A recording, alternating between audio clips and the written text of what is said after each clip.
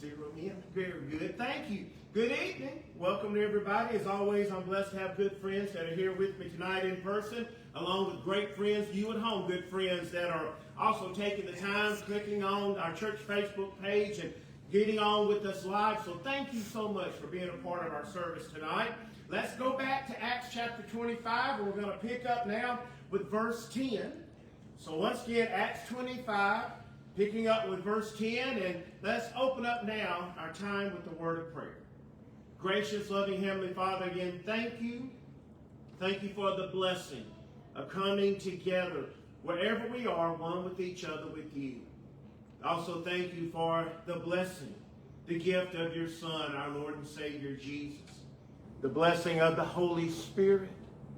And of course, the gift, the blessing of your holy word. And you just lead us now here in this time, dear God. Give us the wisdom, the knowledge, the understanding to receive what it is you'd have us to know, to learn about what's actually going on with Paul here in this situation there in Acts chapter 25. And help us to learn to be as strong, to be faithful like Paul. So, dear God, bless us now during this time.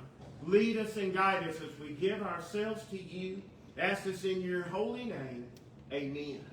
All right, so last week we were together. We worked our way through those first 9 verses of chapter 25. We're introduced to the new Roman governor, Festus, and he has a great reputation of working with the Jews. But as you see there in verse 2, Festus wastes no time hitting the ground. He's hit the ground running just 3 days after taking office.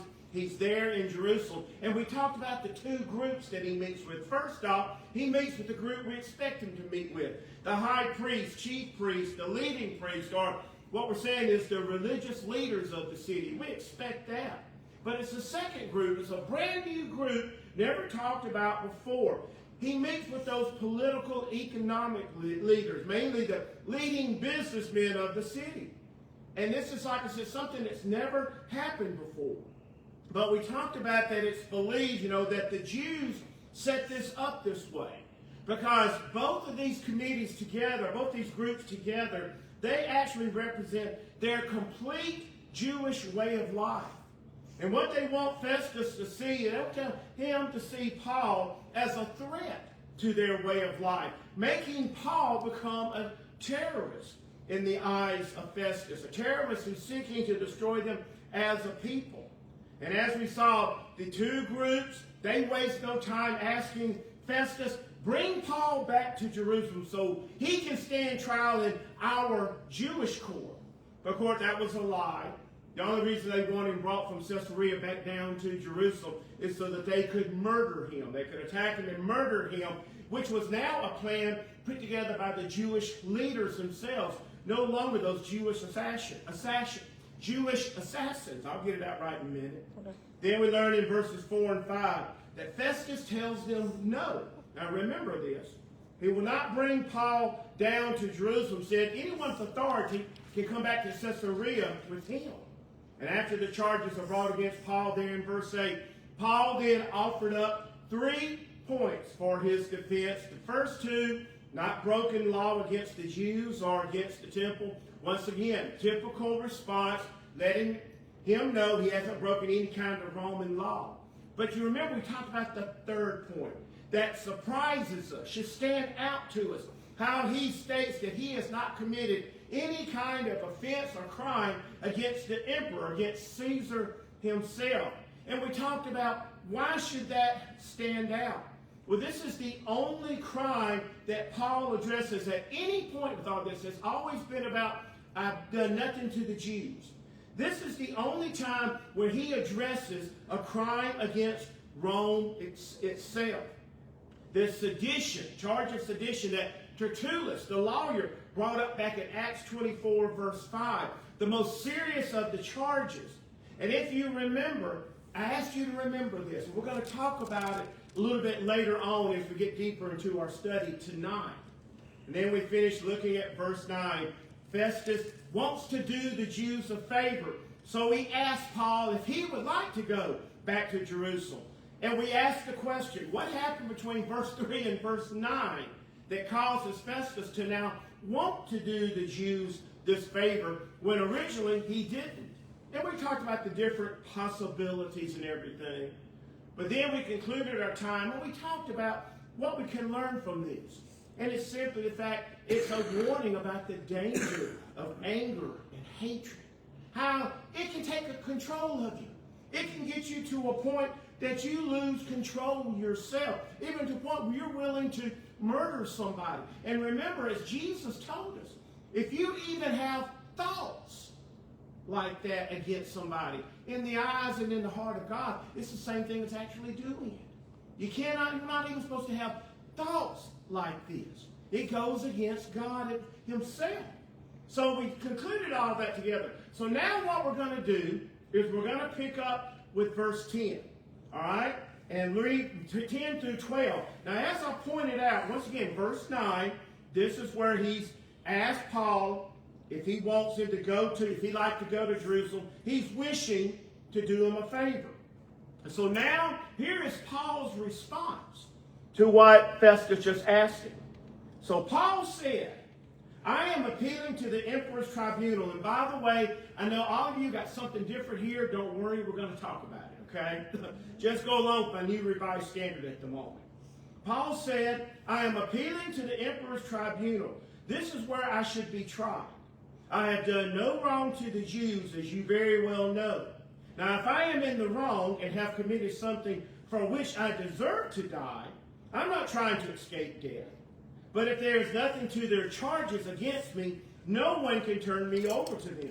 I appeal to the emperor. Then Festus, after he had conferred with his council, replied, You have appealed to the emperor. To the emperor you will go. All right.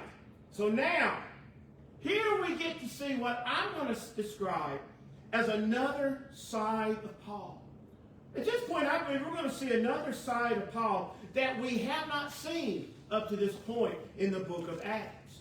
Now, so far in Acts, we've seen Paul get angry. Okay? He has gotten angry in response to things that have happened to him, especially in concerning his sharing of the gospel, people trying to stop it. Such, if you remember, all the way back in Acts chapter 18, there in the city of Corinth, he has been in the temple. He's been spreading the gospel. People are responding. And then all of a sudden, these Jews come up and they oppose him and they revile him because he's teaching that Jesus is the Messiah. And this is where, there in chapter 18, that's where he goes. He steps outside the temple away from them all. He shakes the dust off his clothes and all the sandals. And he looks at them and says, Your blood be on your hands. I am innocent. Basically, he said, You die, it's your fault, not my fault. Basically, he's gotten angry, fed up with it, okay? But in Acts chapter 22, then we get to see how Paul can keep his cool, all right? How he doesn't get upset like when he's about to be flogged. And he calmly asks the centurion who's about to flog him, he says, Is it legal to flog a Roman citizen who is uncondemned? And then my favorite part of the story has always been where he calmly tells Lysias, that Roman tribunal, who comes in and says, I paid a great price for my citizenship. And Paul just looks at him and says, I didn't pay anything. I was born a Roman citizen. He keeps his cool in all this. But this time, we don't see Paul being angry. We don't see him losing his cool or keeping his cool. Now here, I believe, if you and I take a moment now to look at it, what we can see is Paul is now becoming, what do you think with this situation? How do you think he's responding to this now? Well, for me, I get the sense that Paul is now becoming frustrated. He's becoming frustrated with all this and how he's now grown tired of playing this game with the Jews and the Roman governor. I like how one of my commentaries, the New Interpreter's Bible commentary, it points out, it says that Paul has grown tired of being the ball in an ongoing game of political football between the Jews and the Roman leader, okay, the Roman governor, okay? This is why we're now going to see Paul respond in some new and different ways. That's why we can see that what Paul does in response to Festus's offer to take him to Jerusalem to be placed on trial. That with Festus, of course, presiding over the judge over the case, in response, here we're now going to see that Paul is not only going to reject Festus's offer, but in a very dramatic way, he's now going to rebuke the governor. Or another one of my commentators said basically what he's going to do, he's now going to begin to tell off the Roman governor. He's going to tell him what he thinks because he's gotten frustrated at this point. But now here's where I need y'all to bear with me for a moment, okay? Because it's in the response of my New Revised Standard Version. It added a line, most of you probably noticed it, that is not included in most of your biblical translation, and it's not found in the original Greek text. It's simply what the editors did for the New Revised Standard. Now, if you notice in the New Revised Standard, it says, his response is, I am appealing to the emperor's tribunal. This is where I should be tried. Now, the New Revised Standard Version, it takes away what Paul is actually saying to Festus at this point. That is why I like how the New International Version and the King James Version, they have Paul pointing out, saying basically, I'm already standing in a Roman court. But I especially like the New Living Translation, saying in Harold's Bibles. Because basically what it said is that Paul shouts out to him, no! This is the official Roman court, so I ought to be tried here. Okay? See, the New Revised takes it away. Basically, he says, what do you think? And Paul says, no, I'm already in a Roman court. So what is Paul actually saying to Festus at the moment? What is he really saying to Festus? I'm not going to Jerusalem. I'm not going to Jerusalem. But he tells Festus that he's already standing in a Roman court. How? With who? With him with Festus as the what? Judge. As the judge. So why should I go back to Jerusalem if you're going to judge me there? Just judge me here. Basically says, though, I'm not going to go to Jerusalem just so you can do the Jews a favor. I should be tried here. Okay? So that's his initial response. I'm already standing in front of you. Why should I go to Jerusalem to stand in front of you there? Let's do it here now. Then let's pick up with the last part of verse 10, going into verse 11. Because it's here that Paul now points out three things once again in his defense to Festus. Now first, look at that last part of verse 10. In the last part of verse 10, Paul once again points out that he has done no wrong. He is not guilty of harming who? The Jews. The Jews. And he hasn't done anything to them in any way. But that's not what's important here. Most importantly, Paul finishes this statement up by telling Festus then what very important truth. He tells Festus what? And Festus knows that. Yeah, that's right. Festus knows all this himself. Festus knows that Paul is what? Innocent. Innocent, not guilty. But it's in the Greek text that we can learn a little bit more. A little bit more of what Paul is actually saying here to Festus. Now, in the Greek, it reads this. I'm going to try. Give me a moment here, okay? It reads, Kasu, Kalion, Epignosko. And the basic bottom translation is, as you yourself very well know. But that's just a very basic. There's an actual deeper translation that we can find here. First off, those first two words, kasu, and then the second word, epignosko. Now, this means that kasu means you certainly do recognize, or you certainly see that I am not guilty. See, it's more than just you know it. Paul is basically saying, you see it. You have seen what I've been through. You see that I am not guilty. You see, Paul knows that Festus both sees and recognizes the truth here. And in response to this, Paul's now making his own accusation against Festus. He's doing an accusation against Festus because he's continuing. Festus continues on with this injustice that's been brought upon Paul unfairly. And by making this preposterous proposal, they could take the trial back to Jerusalem with only the intention of doing the Jews a favor. You see, in other words, he's basically accusing the Roman governor of doing what? Of colluding with who?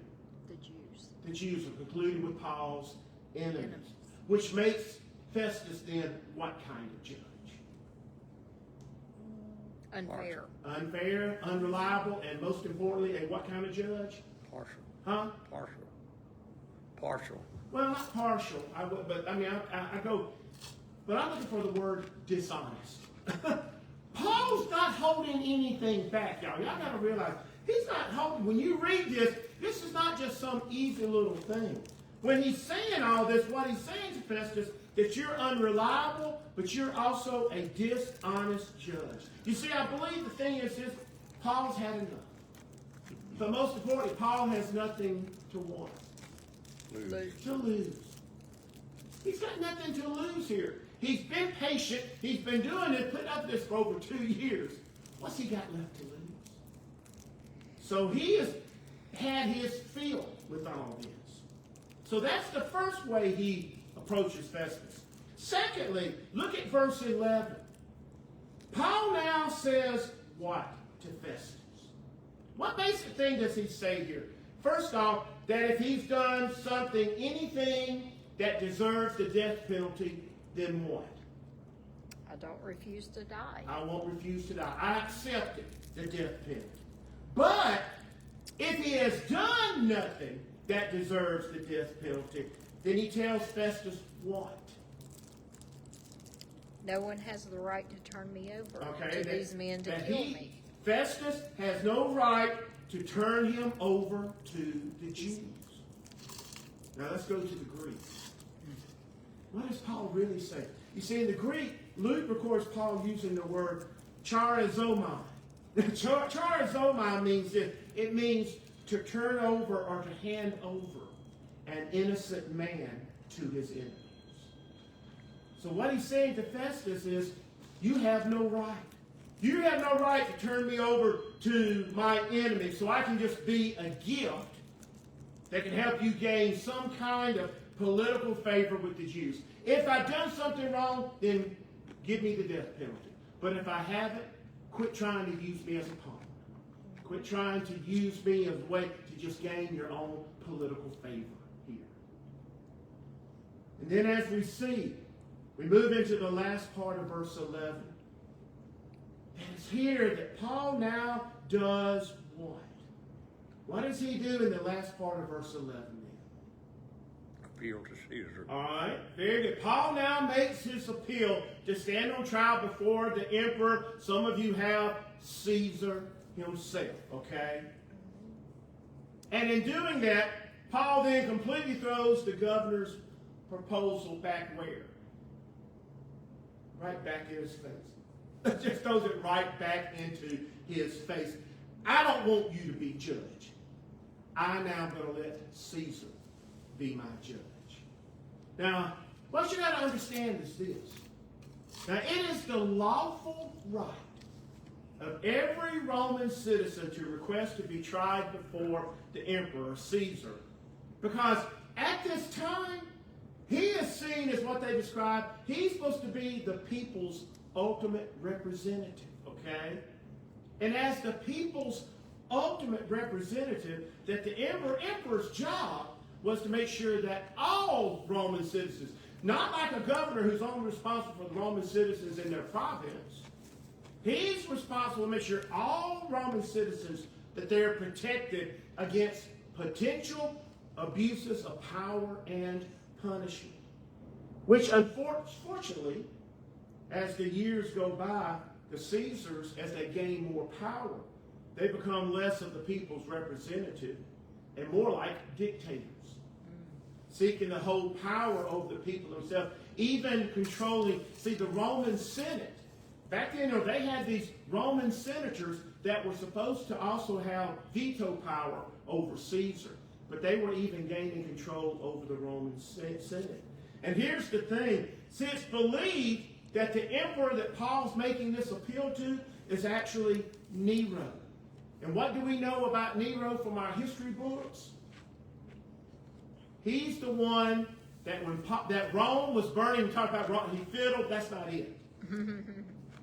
Rome burned. Who did Nero place the blame upon? The Christians.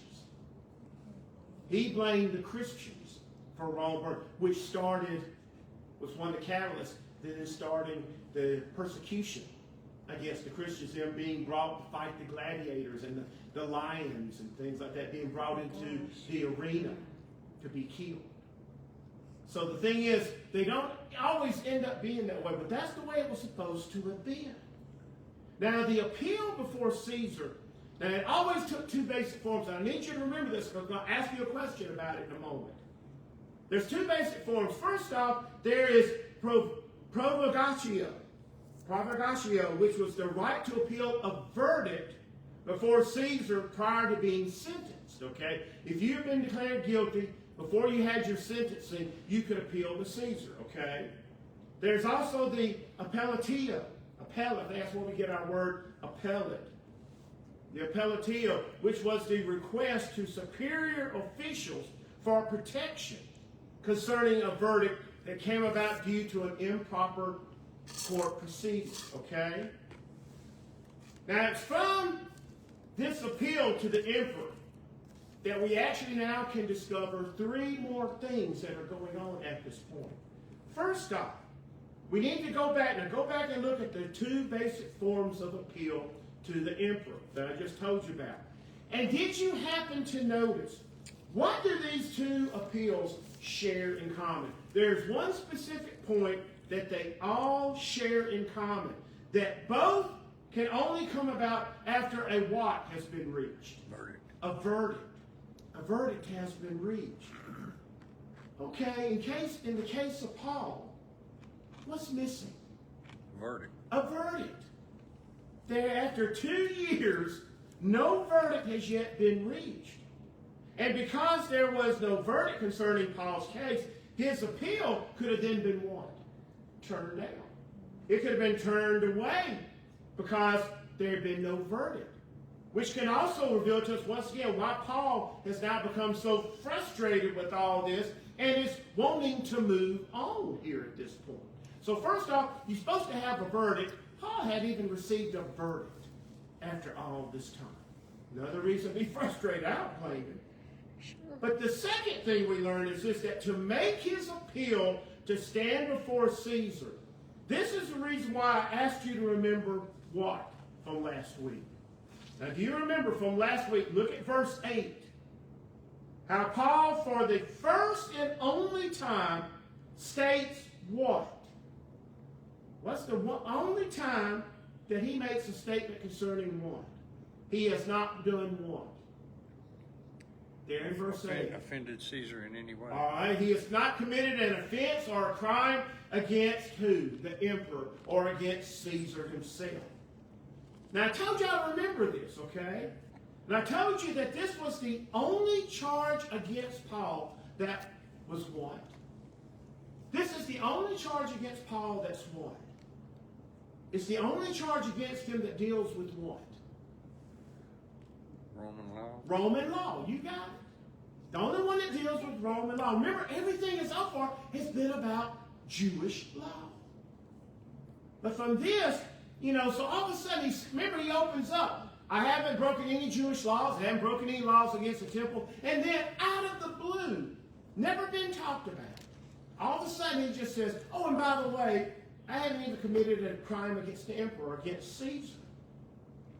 And from this, we then ask them the question, so why would Paul say this about not committing a crime against the emperor, a statement that has never been talked about? So why do you think he does that then, concerning what we just learned about the first part? So what would be his reasoning, you think, then, behind saying, I have broken no law against Caesar? Just cover all bases. Huh? Well, okay, covering us all bases. But think about it. What did I just tell y'all? What did you have to make an Verdict. appeal? A verdict. So to be brought before the emperor, since there's no verdict, that means to be brought before the emperor, Paul now needs what? He needs a charge based upon The verdict. not the verdict, but Roman law. Roman law. Because if they can't send him to Caesar because he's broken what? Roman law. No. They cannot send him to Caesar if he's only broken what?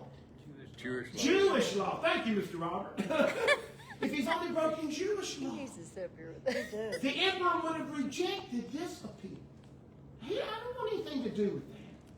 So they believe, this is the reason why we believe that Paul suddenly out of the blue makes a statement because he knows he's going to need it. Paul's very smart. And he knows that he's going to need something that gets in there. And then the third thing that we can now discover goes back to the third point that Paul makes. Remember, I told you he makes 3 points to Festus, and I only told you about the first two. Well, now we're going to go back to the third point that Paul makes in his defense there in verse 10.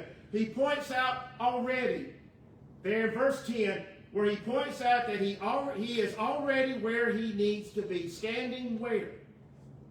Right here. Right here in a what? Roman court with A Roman judge. Roman judge. Festus already presiding as the judge. But now, let's go to the original Greek here. Because in the original Greek text, Luke reveals something that I believe is not given to us in any of our biblical translations today. Okay? Because if I am correct, the majority, most of our translations, and if I read all of y'all's, I'm not sure what Mr. Robert uses. But I don't know if you used any revised or What's your I use the NASB. NASB? NASB. I got to start looking at that Bible then some more. NASB, okay? The thing is, I do know, like in the King James, the New Living, and the NIV, it talks about where he ought to be or should be standing. But now, Mr. Robert, do you have anything in your translation there in verse 10 that says something other than I'm standing where I ought to be or should be standing? Or better yet, does Well, ought to anybody... be tried is what Something now? the NASB has. Ought to be tried. Okay, ought to be tried. That's what, most everyone I looked at. But here's the, anybody got the word, it is necessary. It is necessary for him to be standing.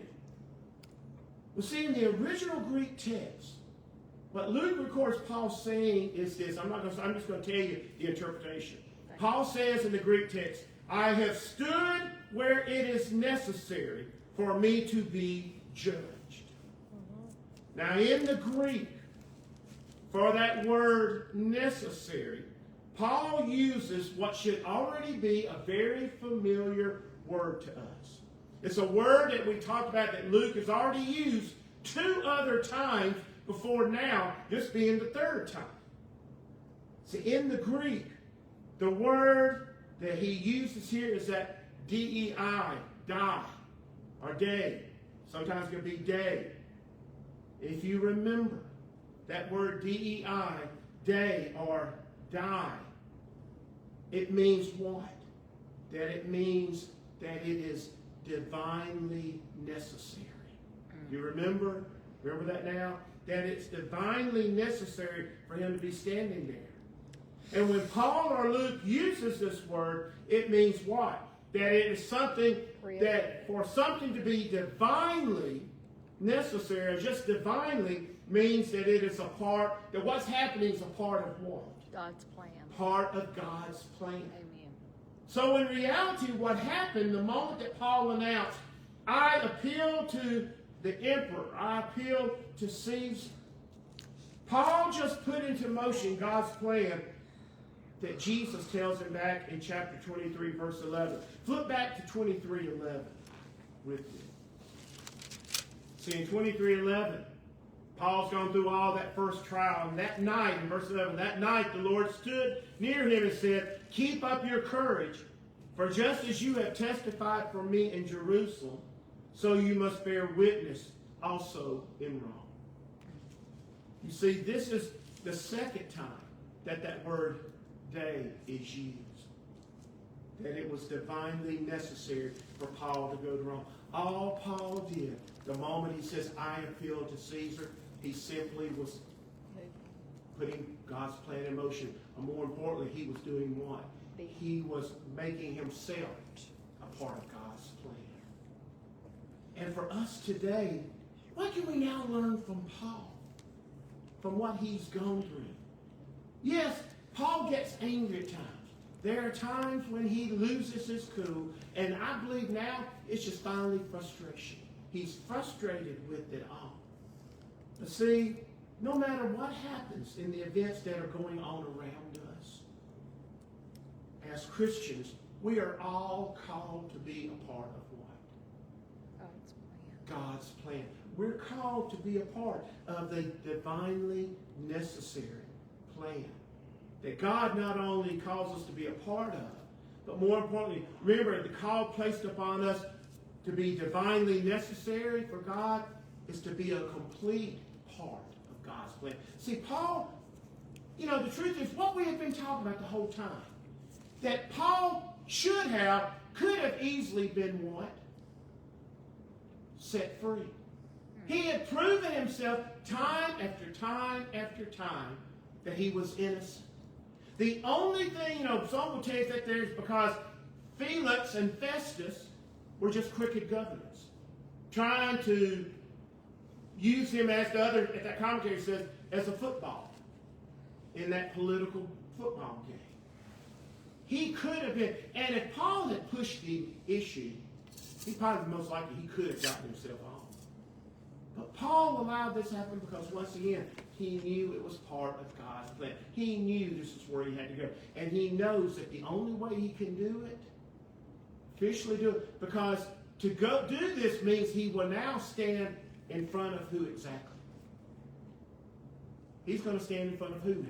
Caesar. Caesar. The leader of the world. The ruler of their world. And he's now going to have a chance to stand there and tell Caesar about Jesus face to face. Because that's part of God's plan. We all are part of God's plan in one way or another. Don't let your feelings get in the way. Seek to be a part of the complete part of God's plan. But now look at verse 12. Now the moment that Festus then hears Paul's appeal to the emperor, he immediately stops the trial and goes to consult them with his advisors or his counsel. Now it's believed that Festus does this. There's three possible reasons why. First off, he talks with them about the possibility of acquitting and then releasing Paul, okay? Because he has every right to be free. And this is what a just, noble ruler and judge would have done. But if he does this, what will happen? What's going to end up happening? If he just sets Paul free, then it's going to upset and make mad who? The Jews. The Jews, the Jewish leaders. They're going to, he's seeking to do a what? A favor for them. And most likely, if he lets Paul go, then they're going to turn around and do the same thing to Festus that they did to Felix. Remember, we talked about how they sent letters. They sent representatives to Rome complaining about Felix being a terrible governor. And remember, I talked about Rome listens to stuff like that because they don't want their citizens to be unhappy. Unhappy people lead to riots.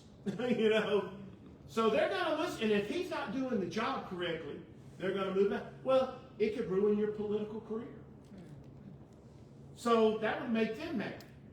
Now, the second thing, he could just go ahead and hand him over to the Jews, let them take down to Jerusalem, most likely where he wouldn't make it. Okay? But if word ever reached Rome that he allowed the execution of an uncondemned Roman citizen, then that would mean what for Festus? End of his career. Not just end of his career, you're right. Huh? Life. His life.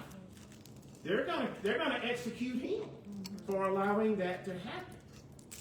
Or the third thing, that he's simply talking to them, which was a proper Roman court thing to do, talking to the advisors about, okay, what is the next legal step that we can take to honor Paul's request. That's most likely what happened. But the bottom line, however, from these three things, that we learn that Festus basically now finds himself sitting where? In a what kind of situation? Basically in a no-win. Yeah. He's in a no-win situation at this point. All right, so we have all this going on. So everything has to be put on hold for a little bit.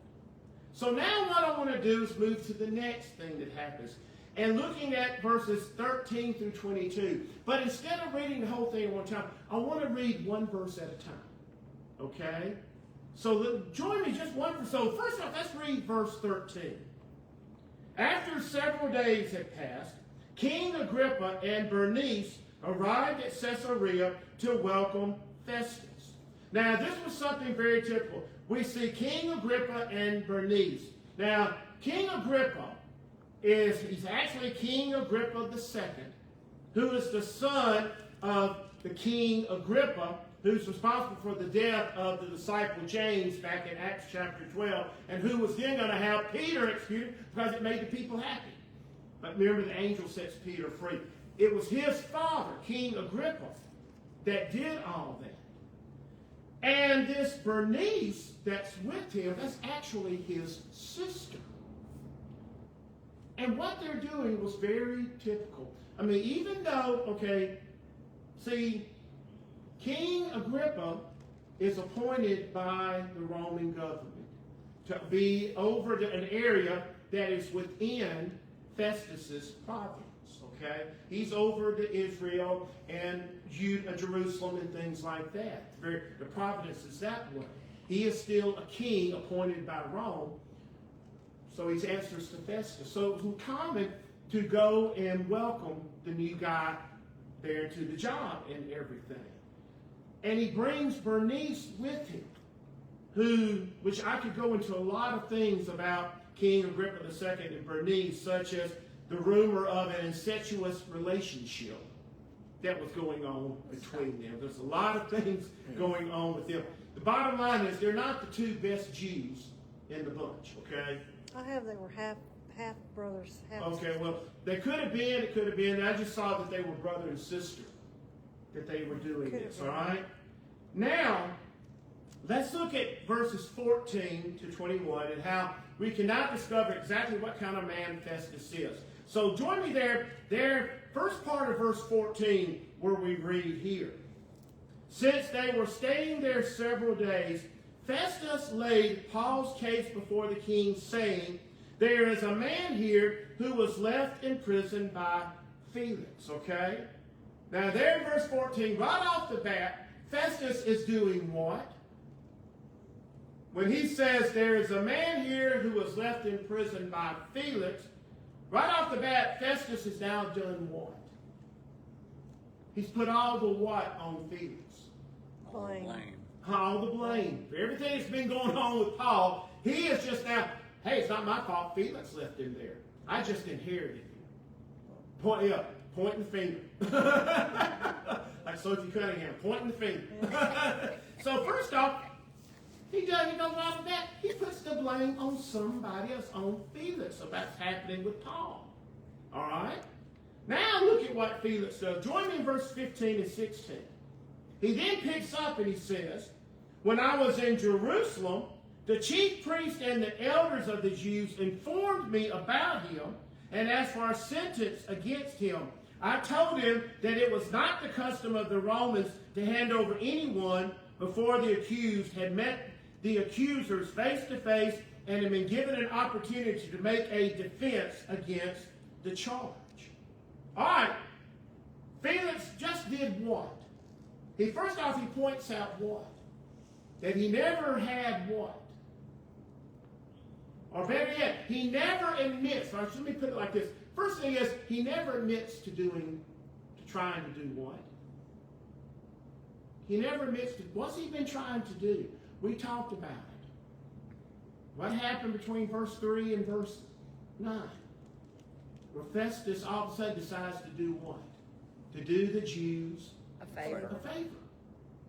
Now, all of a sudden, I never had any intention of handing Paul, a Roman citizen, over to him without him receiving a what?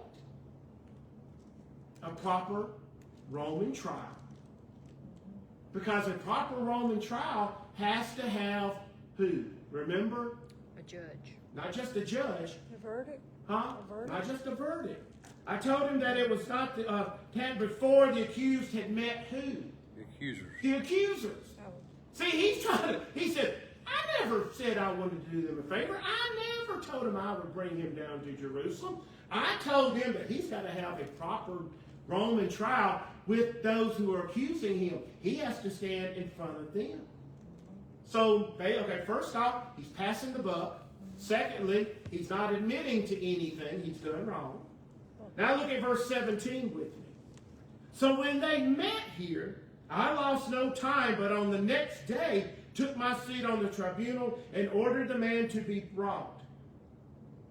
He's now pointing out that he was the one who did what? He took the what? The initiative to make sure that Paul was what? Brought to a what? A Roman court, not a Jewish court. Hey, I'm the one that took care of everything. I'm the one that's doing what? Protecting our Roman citizens. Never says anything about how he wanted to do it. He offered it to him, things like that. Or that they could have those in authority come back up with them and make it almost like a kangaroo court type thing. Then look at verses 18 and 19 with me. When the accusers stood up, they did not charge him with any of the crimes that I was expecting. Instead, they had certain points of disagreement with him about their own religion and about a certain Jesus who had died, but whom Paul asserted to be alive. Now, here in 18 and 19, first off, he tells King Agrippa what concerning the charges that the Jews made against him.